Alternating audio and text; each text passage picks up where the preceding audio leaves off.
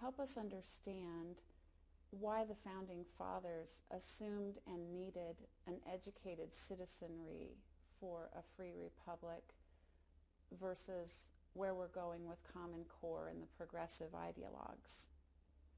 Well, the Founding Fathers wanted to put power in the hands of the people, not in the form of raw democracy, but in a constitutional republic in which the ultimate authority would be in the people.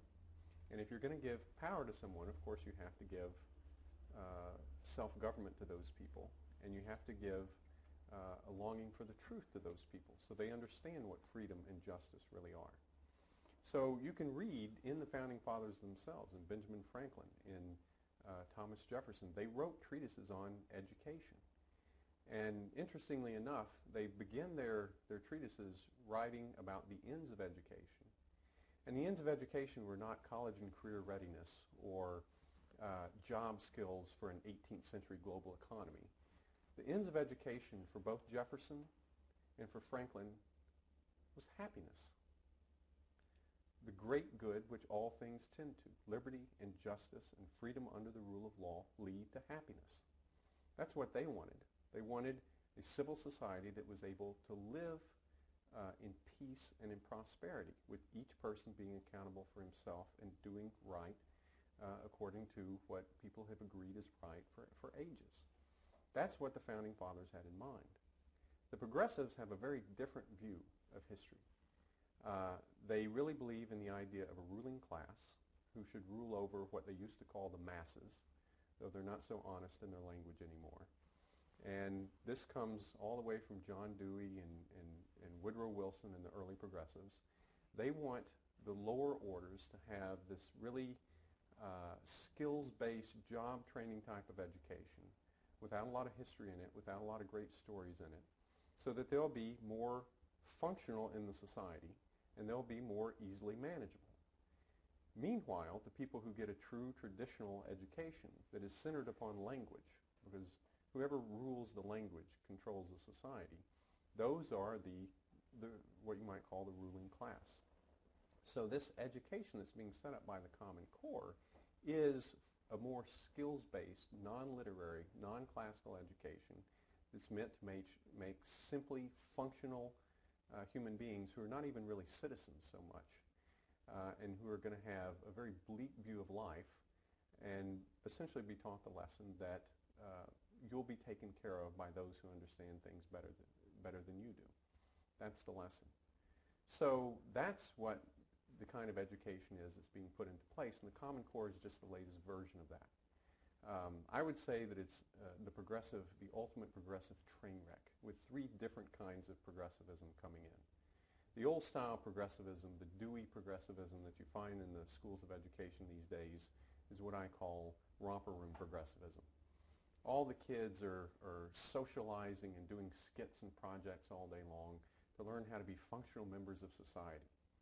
And then you have these new progressives that I call the techno-progressives, and this probably explains why so much Gates money is behind this.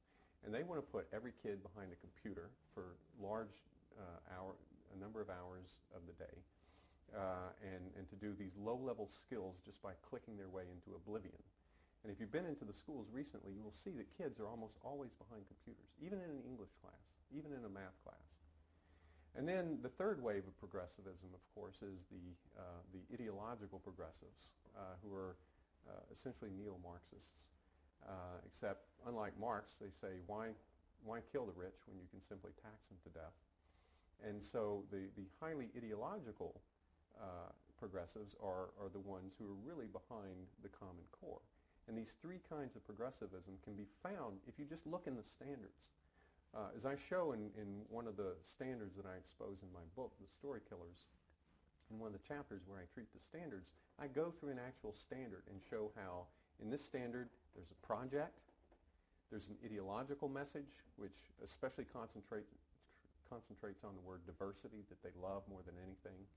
And then on top of that, there's also a techno-progressive thing, because after you've finished the project that you've done, you're then supposed to sit behind a computer and do another project. So it's all in there.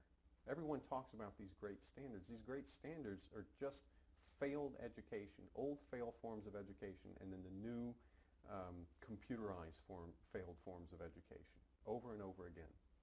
What else are you finding as you look at curriculum or textbooks about Common Core that you talk about in your book?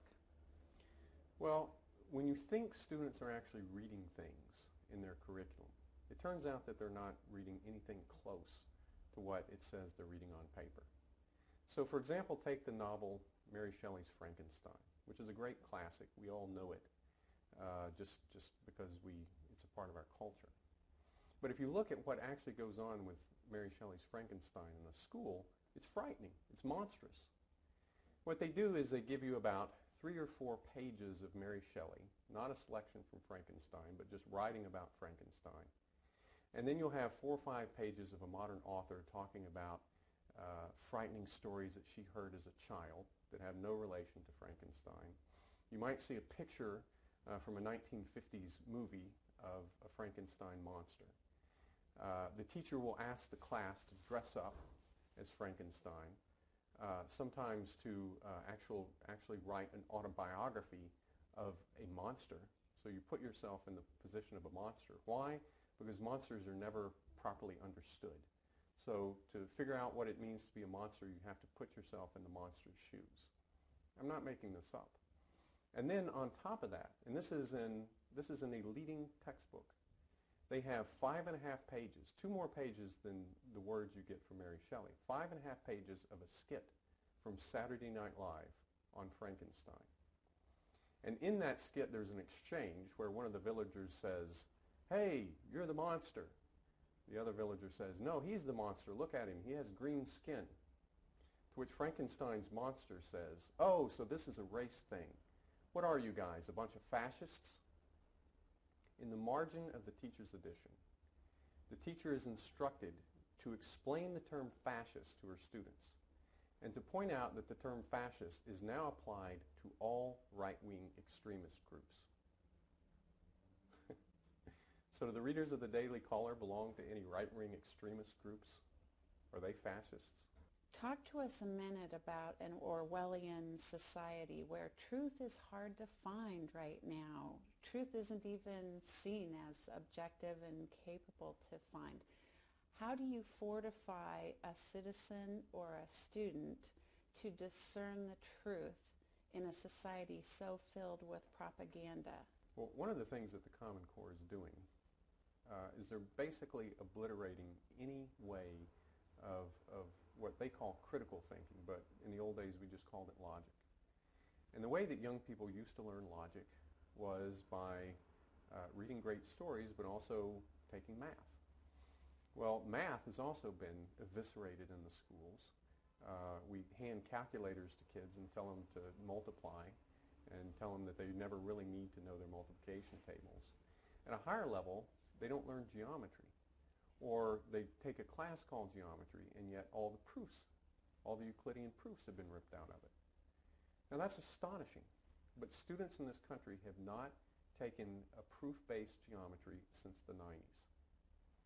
Now to put that into perspective, one of the greatest modern students of Euclid was this fellow who was raised in a log cabin called Abraham Lincoln. And if you were to look at Abraham Lincoln's education from his childhood all the way up through when he did his law training, he read fables, he read the King James Bible, he devoured Shakespeare, and he read Euclid. That's why his arguments against Douglas, talking about the fact that all men are created equal and what that really meant, that's why they made so much sense, is because they were inspired by the Declaration, but they were actually based on Euclidean geometry.